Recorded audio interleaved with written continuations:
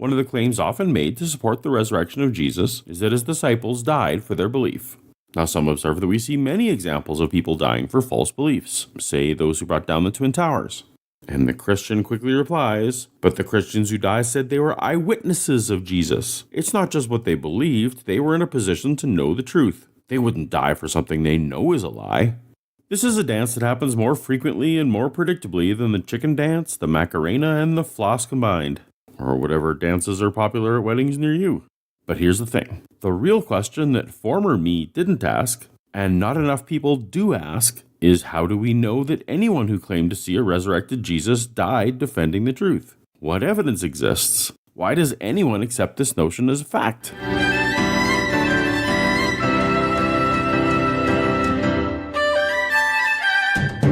Last month I put out this challenge on Twitter. I'd like to debate the topic, eyewitnesses to Jesus' resurrection could have recanted to save their life, but didn't.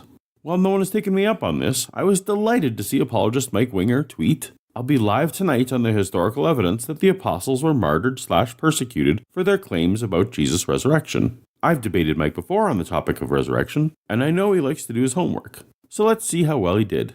To be clear up front, here are the basic criteria that I would need to say that anyone qualifies for the description of eyewitness defending martyrdom. That the person in question, 1. said they saw a resurrected Jesus. 2. They had a chance to save their lives by recanting. And 3. Rather than recant, they chose to die. That seems like the bare minimum someone would need to establish, and a very reasonable standard. And should be easy to meet given the veracity with which Christians boldly claim this dogmatic truth. Welcome to the Tuesday live stream. I am joined today by my obstinate cat. While Mike's cat is adorable, for the sake of time, I'm going to be addressing only the parts of Mike's videos that are directly relevant, leaving out cat interruptions, live stream chat banter, technical difficulties, and sidetrack topics. The link to Mike's original video is in the description. Please let me know in the comments if you think I failed to include anything germane to the question at hand. So we're asking, were the apostles really willing to die on the conviction that they had really seen Jesus bodily alive after his death? That's the question. Excellent. That's exactly what I'm here for. I've got my notepad ready to go. Let's do this. A lot of the content I'm getting today is coming from The Fate of the Apostles, a wildly expensive book written by Sean McDowell. I always encourage people to look at primary sources. So we're going to follow along in Sean McDowell's book and see how Mike does. So we're going to talk about specific apostles. We'll talk about Peter. We'll talk a little bit about Paul. And we'll talk about James, the brother of Jesus. Just those three? What about all the other alleged eyewitnesses? The woman at the tomb, the sons of Zebedee, Andrew, Philip, Bartholomew, Thomas, Simon the Zealot? Is that just too much information for one video? Or is it because those people all disappeared from reliable history so they couldn't help your case? Let me first establish this, that in the early church there was general persecution. That's the first thing I want to establish. General persecution? I thought the point of this was to talk specifically about individuals who are eyewitnesses. Anyone who wasn't an eyewitness merely falls into the category of someone who could unknowingly be persecuted or killed for an idea that they think to be true, but is actually a lie. And when you signed up to be a Christian, you were signing up knowing full well it would cost you potentially your life, your friends, your family, that this was just normal status quo for first century. While it is unfortunate that some awful deeds were done against some Christians in the first few centuries, the idea that there was widespread, systematic institutional persecution of Christians is more fantasy than reality, something I hope to go into in more detail in a future video. It wasn't until the 3rd century that Christianity was declared illegal in the Roman Empire, and that lasted only a decade. But there was one particularly unfortunate 1st century incident. And he writes the following about early Christians during the sort of second generation Christianity in 109 AD. Not the 1st generation. The eyewitnesses I'm hoping to hear about. Emperor Nero, it seems, historically had lit, the Caesar of Rome, he had lit on fire a section of Rome so that he could destroy that and then build what he wanted there. Well, the rumor was going around that it was Nero who did it, and he wanted to get rid of that rumor. He didn't want to be blamed for the fire, so here's what happened. Consequently, to get rid of the report, Nero fastened the guilt and inflicted the most exquisite tortures on a class hated for their abominations called Christians. Okay, so Emperor Nero was caught setting fires, and rather than take the blame himself, he instead framed and blamed a minority group, the Christians. You can be forgiven if your mind draws parallels between that and current political distraction tactics. But for now, we're going to skip the gory details for these killings. There arose a feeling of compassion, for it was not as it seemed for the public good, but to glut one man's cruelty that they were being destroyed. Exactly. These Christians weren't killed because of what they believed, the topic we're supposed to be here to discuss. They were a group of generally peaceful people being villainized by a corrupt leader as a distraction. terrible event, but irrelevant to the question at hand. In the very Gospels, Jesus himself talks about how general persecution is going to happen in the church. This is like an expected thing. Questions about the reliability of the Gospels aside, for the time being, I could even grant that the Bible passages that Mike takes a huge chunk of the video to present with vague generalizations about upcoming hardships are actual predictions rather than after-the-fact storytelling I suspect they are, and we're still not remotely on topic to specific deaths of specific eyewitnesses. All religions predict hard times for their followers. It's a trope. To say, Mike, everything you said doesn't count because you're saying, for the Bible tells me so. For the Bible tells me so? You mean like this? I don't just want to say that the early church in general suffered persecution, but that the eyewitnesses of Jesus' resurrection were sincere about their claims. And the way they proved their sincerity is they were willing to suffer and die for those claims. Finally. Let's go. I don't need every single person who says they saw Jesus to die a martyr's death. Fun fact, even if we take the Bible to be completely historically accurate, the tally of every single person who says they saw a resurrected Jesus is exactly one person. Paul. One guy, that's it. No one else personally makes a claim to have seen him. One guy. I'm sure this will come up again. But I really would like for my central witnesses, Peter, James, the brother of Jesus, and Paul the apostle, I like these guys to have like really good, reasoning and support for the idea that they weren't lying about things. And that's what we're here for. Let's go. What do you got? Let's start with Peter. In John 21, verse 18, he says, "Truly, truly, I say to you, when you were young, you used to dress yourself and walk wherever you wanted. But when you are old, you will stretch out your hands, and another will dress you and carry you where you do not want to go." This, he said, to show by what kind of death he was to glorify God. The author of John is saying, this is very clear, he's saying, hey, this statement from Jesus was about how Peter would die. Okay, so he's gonna be killed. He's going to be led to some death that involves the stretching out of his hands. I agree that the author of the fourth gospel wanted his readers to relate this statement to Peter's death. He's pretty clear in verse 19, but it's not clear that this death would have to do with stretching his hands. Verse 18 is talking about putting on clothes. When Peter is old, he'll need to stretch out his hands so that another person can put clothes on him. Maybe it's the carrying him where he doesn't want to go is the death part. Maybe Peter is set out to sea on an iceberg. Frankly, being old and dressed by someone else and being led around where you don't want to go sounds much more like a nursing home than a crucifixion. Christians may like to affirm it, but the stretch death is a bit of a stretch. Mike's main source, McDowell's book, provides a handy list of biblical scholars who agree with me on this point. There's debate on whether this was crucifixion or that he was burned. Maybe he was strapped to a pole and burned in a fire. There's debate over that. I don't know. It doesn't actually matter. It doesn't matter? We're here to examine something as subtle as motivations and death day decisions from 2,000 years ago. And yet, for Mike's best example, there isn't even clarity on method of death? Isn't it more likely that the sources would get method of death correct ahead of accurately depicting the victim's mental state? How does this not matter? Because the question is, was he willing to die for the things he said were true? That's the question. Yes, please. That's the question. If you take it from a Christian perspective, you're saying, hey, Jesus was predicting that Peter would die a martyr's death. I'm sorry. Where in these verses does it say that Peter would die a martyr? It couldn't be more vague. Verse 19 says, by what kind of death he was to glorify God. The verses right before this are Jesus repeatedly asking Peter to feed his sheep, tend his followers. It's possible this author meant martyrdom. But if he did, he doesn't say it. You have to interpret a certain way to get there. Either position you take gives you Peter's martyrdom for his belief in Christ. I hate to be picky, but where in this passage does it say that Peter would die for his belief in Christ? It predicts he will die as an old man being carried somewhere. So John 13, Jesus is saying, I'm leaving, and he's talking about his death very clearly in the text. Peter says, where are you going? And Jesus answered him, where I'm going, you cannot follow me now, but you will follow afterward. Again, evidence for the martyrdom of Peter. Jesus is going to die soon, and Peter is going to die later. It says nothing at all about how or why Peter will die. 2 Peter 1:12. Since I know that the putting off of my body will be soon, as our Lord Jesus Christ made clear to me. So he's like, I'm going to die. Assuming we take this passage at face value, we have Peter as an old man talking about how he will die soon and wants to leave a legacy. This is how old people talk. They creep people out by accepting their own mortality and the fact that they have fewer days ahead of them than behind them. There is nothing here that even hints of martyrdom. Nothing that he'll die because he saw Jesus resurrected.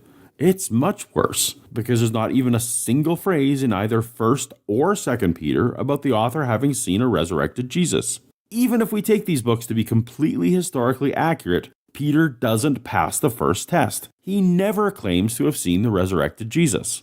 Non-Peter people claim that Peter claimed to have seen resurrected Jesus, but Peter himself never says he was an eyewitness. Here's how the skeptic would respond. If you're in the live chat and you're there, you know it. They would say that 2 Peter is not written by Peter, that it was forged. Thank you, Bart Ehrman, for doing that to everybody.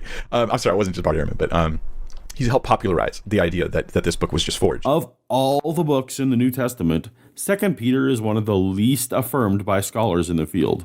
Accepted as authentic by almost no one whose terms of employment allow academic freedom to have such an opinion. Even Mike's sourcebook agrees. The majority of scholars consider 2 Peter to be pseudepigraphical. That's a fancy polite academic word for forgery. Mike should know that doubts about the authenticity of 2 Peter goes all the way back to the earliest church fathers who addressed such issues. Men that Mike quotes all the time, like Origen and Eusebius in the 3rd century, were dubious about 2 Peter's authenticity even back then. Doubting the authorship of 2 Peter has been happening for millennia. I'll be doing videos on New Testament authorship in the future to lay out this case in more detail, but I just wanted to counter Mike's lone gunman insinuations for a minute.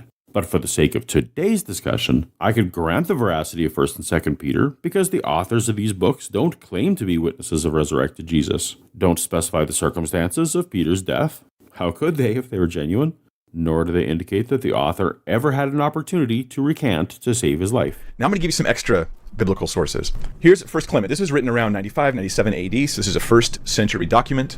He says, "Let us take the noble examples of our own generation. Through jealousy and envy, the greatest and most just pillars of the church were persecuted and came even unto death." I'm less interested in the death part and more interested in the why they died part. This source is saying they died because of envy and jealousy. If they allegedly died because they wouldn't recant seeing Jesus alive, why does Clement instead blame envy and jealousy? Peter, through unjust envy, endured not one or two but many labors, and at last, having delivered his testimony, departed unto the place of glory due to him. To the author of Clement, Peter was killed from a motive of unjust envy. I'm not seeing anything affirming the unwavering resurrected Jesus motive here. He's not building a case for the martyrdom of these guys. He's drawing from common memory. Everybody knows about this as far as Clement's concerned. Everybody knows Peter and Paul both suffered and died for the things that they believe to be true. The fact that Clement doesn't actually say Peter died for what he believed to be true is somehow evidence that everyone must have already known that Peter died for what he believed to be true. This is exactly the kind of thinking that drives me crazy on this issue. Christians are so busy filling in the blanks with traditions and stories and beliefs that they don't care that the sources don't actually say what's being claimed. And so he taps into that to make his case. Taps into that? Seems that Mike affirms the consensus view that Clement was not a witness to Peter's death, but was rather accepting as fact the stories about Peter that were circulating in the early Christian community. This passage tells us more about what was commonly believed than what actually happened. This is another example of why I'm passionate about this issue. Christians accept as unquestioned fact events that have less evidence than legends. Okay, here's another one. This is from Ignatius. Ignatius, writing in his letter to the Smyrnians, "For myself, I am convinced and believe that even after the resurrection, he was in the flesh," speaking of Jesus. "Indeed, when he came to Peter and his friends, he said to them, 'Take hold of me, touch me and see that I am not a bodiless ghost.' And they at once touched him and were convinced, clutching his body and his very breath. For this reason, they despised death itself and proved its victors." This is basically Ignatius affirming that he believes the biblical account. Not surprising. This is his language for saying it's like the exalting of martyrdom. He's like, look, they were killed, and he's using euphemistic terms to exalt the fact that they were willing to die for their faith, and for their faith, not just faith in general. Specifically, according to Ignatius, these were willing to die, Peter and his friends, because they believed Jesus had bodily risen. But the letter to the Smyrnians is estimated to have been written around 107 AD. Over 70 years after Jesus' death and over 40 years after Peter's. At this point, Ignatius isn't telling us what he has first-hand knowledge of. As a church father, he's repeating the legends that have already sprung up by this time. Another source, the Apocalypse of Peter. Then there's the Ascension of Isaiah. I'm not going to go over all these. The Acts of Peter, the Apocryphon of James, the Dionysius of Corinth, Tertullian, and the Moratorium canon. These are all different sources that mention one way or another the martyrdom of Peter. Are you kidding me? Apocalypse of Peter? Acts of Peter? These are books that were completely rejected by early church fathers. Even by Bible standards, these works say a lot of weird stuff. Talking dogs, resurrected fish, and Peter repeatedly paralyzing his own daughter to keep her from seducing men. These are the places we should look for trustworthy accounts of a man's mental state? Maybe they're even embellishing or saying weird stuff, but they're drawing from a historical core, right? They're elaborating on something that actually happened. Why does that follow? Just like the widely varied King Arthur legends centuries later, the various incarnations of the Peter death stories need only be built upon most commonly circulated tales in order to have rung true to the Christian faith or to have inspired new iterations. So that's Mike's case for Peter. Did we establish that Peter claimed to be an eyewitness of resurrected Jesus? As ludicrous as this may sound, we did not. Even if we consider the 2 books of the Bible that bear his name to be authentic, which we almost certainly should not, they make no such claim. In no record does Peter himself say he saw a resurrected Jesus. Did we establish that Peter could have saved his life by recanting? We did not. If we accept tradition at face value, Peter died during the persecution of Christians by Nero, and Mike already established that Nero's war on the Christians was about scapegoats to cover fires he sets. Mike already established that Nero's war on Christians was about scapegoats to cover the fires he set. If he caught Peter, the leader of the Christians, it is doubtful that any words of denial by Peter would have stopped Nero's self-preservation motivated execution order. Did we establish that Peter chose to die rather than recant? The details of his death are not recorded in any document considered reliable by any Christian scholar, but rather in fanciful works. Even so, such an event is still not described. Paul went under constant persecution. We can actually look at a list of some of the things he went through. For the sake of time, I'm willing to grant that Paul was persecuted during his life, since we're interested in the dying parts anyhow. The undisputed Pauline letters establish this well enough for me. Oh, Mike's just saying for the Bible tells him so. Like this? That is terribly ignorant. I'm not trying to be rude to you, but you're being really silly. Okay, this is like, you can't approach history with like a SpongeBob mentality. What is it with Christians and SpongeBob? You have to imagine all of it happened. Like SpongeBob, our buddy here. Love this thing. Boy, are we getting the comments on SpongeBob. Wow. It makes him think that the character represents appeals to fallacies. Did I miss something? Why is SpongeBob the go-to cartoon on this? You've got to think about this stuff and like look at the actual evidence. I don't know who else you're seeing or talking to that's levying these "for the Bible tells me so" claims against you. Though, if you're a content creator and want to use that animation jingle for yourself, there's a link to a free-to-use green screen version in the description. Go for it.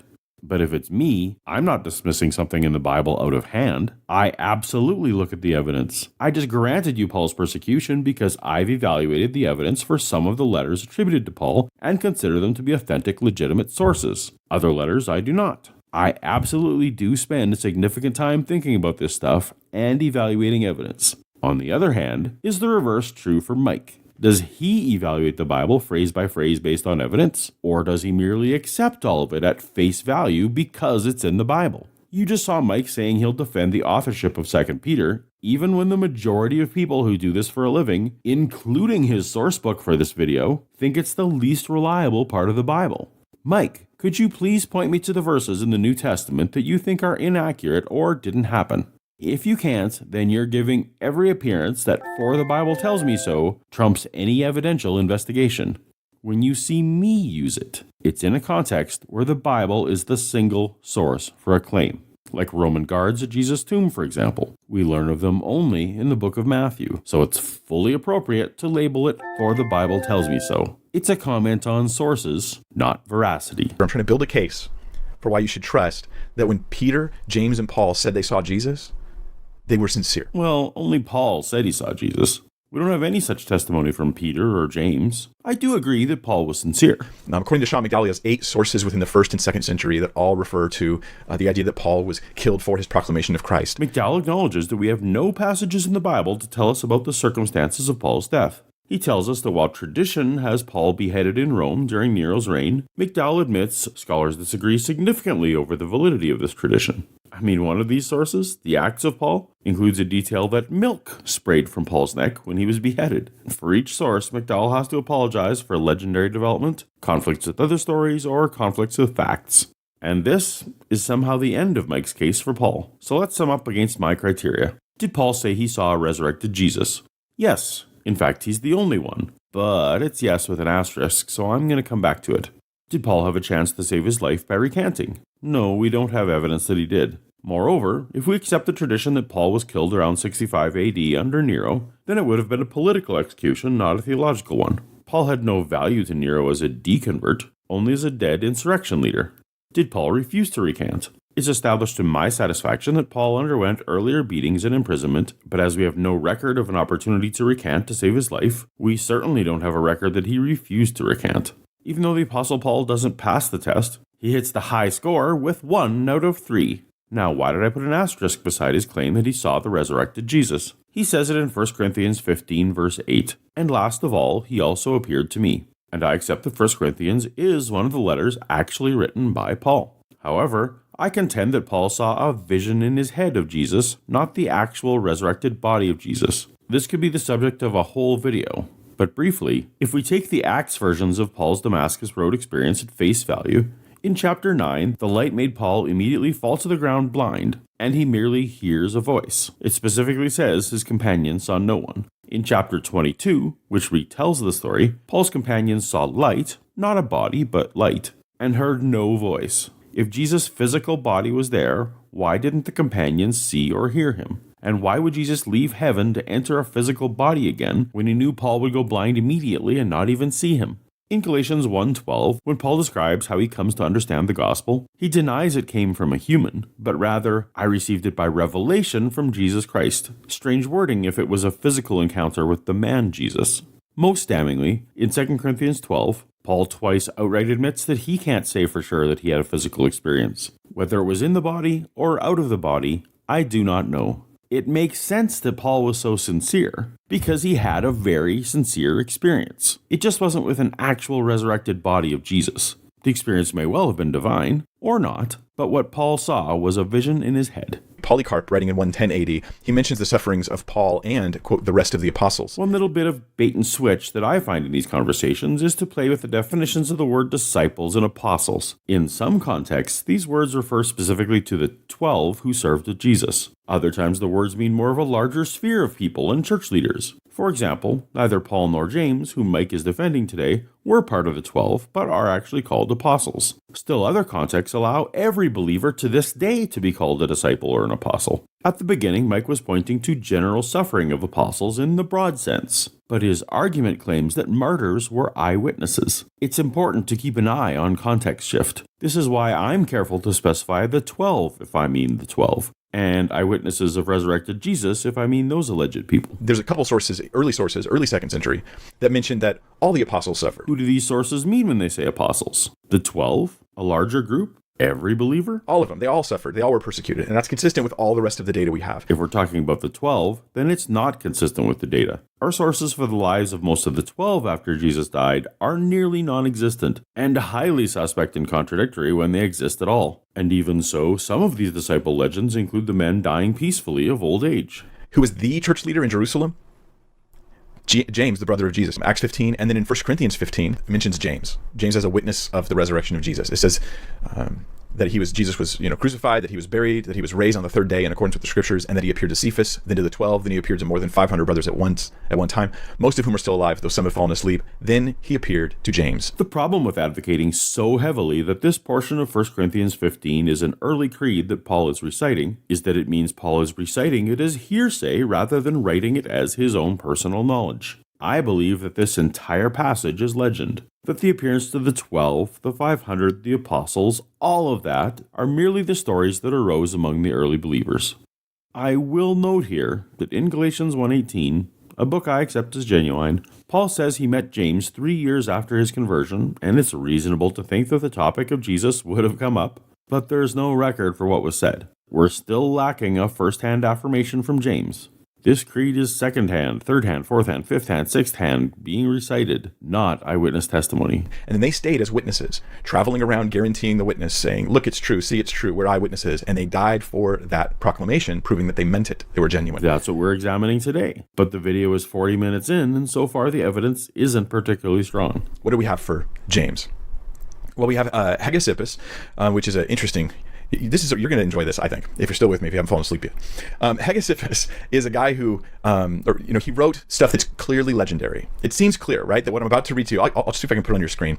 This is like legendary extra stuff, okay? But you can't just ignore it. We don't necessarily ignore it, but what we do is apportion our confidence. If the author felt free to exaggerate such that you can't get through reading it without giggling, then what level of confidence should we put on the details? Just because they are less fanciful doesn't mean that the author had any more reason to be truthful. If someone tells you that they rode a pink unicorn to McDonald's, do you automatically believe that they went to McDonald's? You wouldn't rule it out, but that claim is now tainted. Hegesippus, it seems, elaborated. What can I say? Do thou tell us, what is the door of Jesus the crucified? And he answered with a loud voice, Why ask ye me concerning Jesus, the Son of Man? He himself sitteth in heaven at the right hand of the great power, and shall come on the clouds of heaven. So even if we take this at face value, James doesn't say he saw a risen Jesus. Just to be clear. And so he's kind of quoting Jesus here. Or, and stay with me here, the elaboration-prone author decided to put the words of Jesus from the gospel into his brother's mouth. And here's what they did to James. And they threw down the just man and said to one another, Let us stone James the just. Like, I doubt when they're stoning him, they're calling him James the just. So they stoned James the just, and they began to stone him, for he was not killed by the fall. Threw him off a building and then stoned him? I mean, maybe, but this feels like someone trying to retcon two conflicting legends into one harmonious story. Like the time DC Comics briefly decided there should be 3 Jokers to account for different Joker backstory legends. A lot of people are going to say, oh, this has signs of legendary development. We have to crumple it up and throw it into the garbage can. But you see, it doesn't have signs of total fabrication, like James was a real guy. Using existing locations and famous people as characters in a story doesn't mean there's a historical core, only that someone wants to set their story in a historical context. Did you know that Spider-Man met Barack Obama? And that Spider-Man lives in New York City? I'm constantly confused as to why the use of verifiable city names in the Bible is supposed to be compelling evidence that the supernatural parts are true. See, because that's not even close to our only source about James. Josephus. Then why did you start with the least credible guy? He's a first century writer, and he tells of an event that happened when the new high priest in Jerusalem saw an opportunity with the absence of the Roman procurator, or governor. The Roman governor was gone, and so now he had a chance to take out someone he hated, and the one he hated was a guy named James, the brother of Jesus. Here's how he's introduced, right? Josephus, he introduces James, not first as James, but James as the brother of Jesus who was called Christ. So when he formed an accusation against them as breakers of the law, he delivered them to be stoned. Okay, so you've established that a particular high priest had a beef with James, and when he had a chance, had him brought in and stoned. That doesn't sound like already hated James would have been given an opportunity to recant, nor would it have made any difference if he did. So we have other evidence for James as well. The first apocalypse of James, the second apocalypse of James, pseudo-Clementines, recognitions, we have that. And those are all about 200 AD, those sources. And they seem to confirm various streams of thought agreeing that James was martyred for his teaching about Jesus. None of these books listed are accepted as authentic by scholars. McDowell cites them merely to affirm what the common beliefs about James might have been hundreds of years after the fact. Mike pushes this claim further, but all of these sources disagree on the specifics, and none of them tells us about James being given the opportunity to recant. And that's Mike's whole case for James. Let's see how it matches up with my criteria. Did James claim to have seen risen Jesus? No. Even if we take the book of James as entirely genuine, he makes no such claim about himself. Was James given a chance to recant to save his life? If so, we have no record of it, and it seems unlikely. Did James choose to die rather than recant? We have no record that he was given a chance, so no record that he made such a choice. James scores 0 for 3, and yet he's in the top 3 that Mike feels most strongly make his case. I think what you're getting is this. There's lots of sources that promote specifically Paul, James, Peter, their martyrdom. No, what we have, if we accept all of this at face value, are the deaths of 3 men who had powerful enemies. 2 had political enemies, and 1 a personal enemy. In other words, they meant it. That's all we're saying. No, you're trying to say much more than that. You're trying to say that we can be confident that these men were eyewitnesses of risen Jesus because they wouldn't have knowingly died for a lie. But to say that they died for a lie means they could have saved their lives by recanting. And among these 3, we've yet to see evidence that they were given a chance to recant, let alone that they refused to do so. Now, what about sources that say they recanted? There isn't a single one. There isn't one source from history that suggests that any of the witnesses of Jesus' resurrection, let alone Peter, James, or Paul, that any of them recanted. As I've demonstrated, we have no reason to believe that any of these men were given a chance to recant. It seems Peter, Paul, and James were all victim of political enemies. Nero, in particular, didn't care at all what Peter and Paul claimed or believed. They were useful public enemies for an agenda. Show me where an eyewitness martyr had a chance to recant, and then this claim will mean something. Otherwise, it's all just speculation from silence. And you said any witnesses of Jesus' resurrection. I really hope you'll do a follow-up with evidence for anyone else besides these 3 men. As far as my research leads me, including the McDowell book that Mike uses, the remaining of the 12 disappeared entirely from reliable history upon Jesus' death. So my conclusion is this. Peter, Paul, and James were sincere. That's it. This is like all I'm trying to establish. They meant it when they said they saw Jesus alive. Those were genuine claims. First, you'd have to establish that Peter and James actually made the claim that they saw Jesus alive. Call me pedantic or picky or what have you, but where is the actual first-hand evidence that they made these claims? I lived for decades just going along with the narrative that this was true, but when I went looking for myself to affirm it, I came up empty-handed. Please try it for yourself. Then you'd have to show that they were killed for their claim of seeing Jesus alive, and that they could have saved their lives by changing their story. Again, if you're a Christian, you probably think I'm frustratingly literal and pedantic about this, but Mike and the other Christians are making extremely specific claims that are backed only with sources even Mike has to laugh at, that make vague allusions at best. Nothing presented today says what Mike wants it to say. Peter really believed it, Paul really believed it, James really believed it, and they're all three very important in our case for the resurrection of Jesus. Does that mean that they saw Jesus alive? Well, I think that we will then go to the number of appearances. Oh, cool. You gave me a chance to use "for the Bible tells me so." The only source for said appearances is the Bible. And if you find the Bible's supernatural claims to be compelling, then you already believe the Bible's claims about the resurrection. You're giving it a facade of historical evaluation, but between us, I'm the one who's letting individual passages stand or fall on their own merit.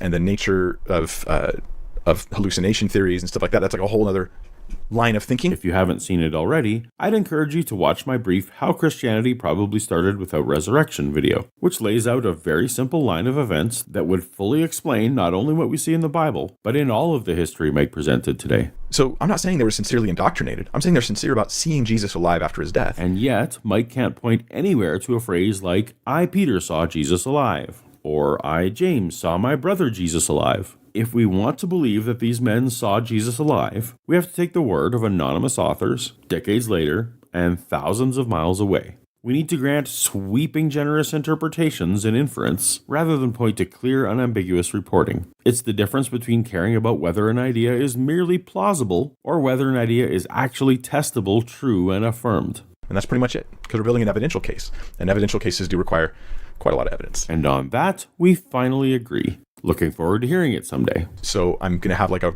resurrection playlist on my channel that will have content that might help you if you're having these discussions and debates where people challenge you and you can have sort of a resource to look at. I too have a resurrection playlist, linked in the description and in the card above, if you want resources to be one of those people challenging people on the resurrection. If you want to support this ministry, that's how I'm going to continue doing this to full time, devoting the hours of prep it takes every week to do these things. If you want to support Paulogia, I'm doing this stuff in my limited spare time, but it takes as many hours for me as it does for Mike. I have to read the books that he reads, and then actually look into the sources, plus read the dissenting books. It's a lot of time, and I'd like to dedicate more of mine to it. So if you find my videos valuable, there are links to Patreon and PayPal in the description below. Your generous support is beyond appreciated. And thank you guys for being here. Have a fantastic day. I'm looking for the button to stop the stream. We did it!